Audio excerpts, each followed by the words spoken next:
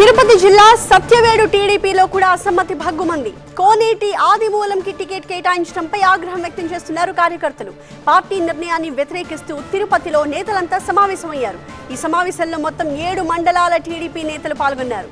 ఆదిమూలం వద్దు, చంద్రబాబు ముద్దు అంటూ నినాదాలు చేస్తూ ఉన్నారు. సత్యవేడు టీడీపీ అభ్యర్థిగా ఆదిమూలంని తప్పించాలని డిమాండ్ చేస్తున్నారు. ఆదిమూలానికి సహకరించేదే లేదని కూడా స్పష్టం చేస్తున్నారు అక్కడి టీడీపీ నేతలు. ప్రజల్లోకి వెళ్లి ఓట్లు అడిగే పరిస్థితి ఇక లేదు అంటూ ఆవేదన వ్యక్తం చేస్తున్నారు. ఇప్పుడు పరిస్థితి తెలుగుదేశంకి సత్యవేడు నియోజకవర్గం కంచుకోట. సత్యవేడు నియోజకవర్గం అంటేనే తెలుగుదేశం. రెండు పేర్లు సత్యవేడు నియోజకవర్గానికి. ఒకటి తెలుగుదేశము, 2 సత్యవేడు. ఈ 2 సత్యవేడు నియోజకవర్గంలో ఈరోజు పరిస్థితుల్లో గతంలో ఇన్ని సంవత్సరాలుగా జరుగుతుంటే ఏనాడు జరగని తీవ్ర పరిణామం ఏమంటే ప్రతి కార్యకర్తలకు కూడా ఒక ఇబ్బందికరము.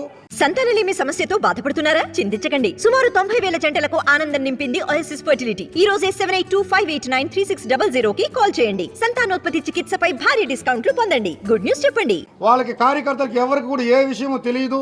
లీడర్లు క్యాడర్లు ఎవరికి తెలియకుండా ఏదో ఒక లీడర్ని అనౌన్స్ చేసినారు. ఆయన గతంలో వైసీపీ పార్టీలో ఉండి ఆయన వల్ల చాలా ఇబ్బందులు, నానా కష్టాలకు గురి అయినారు. అది ఒక మండల క్యాడర్లు మాత్రం కాదు, సాధారణ కార్యకర్తల స్థాయిలో కూడా గురి అయినారు.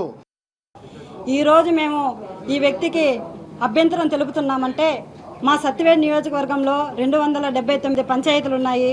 ఈ 279 పంచాయతీల్లో ఆశా వర్కర్లు ఉన్నారు, సంఘమిత్రాలు ఉన్నారు, ఫీల్డ్ అసిస్టెంట్లు ఉన్నారు. వీళ్ళందరూ ఇదే ఆదిమూలం ద్వారా బాధింపబడ్డారు. ఇదే బాధింపబడింది కాకుండా వాళ్ళ ద్వారా మాకు కుటుంబాల్లో ఓటింగ్స్ ఉన్నాయి. ఇలా ఓటింగ్స్ వేయించాలంటే వాళ్ళ అవసరం ఉంది మనకి.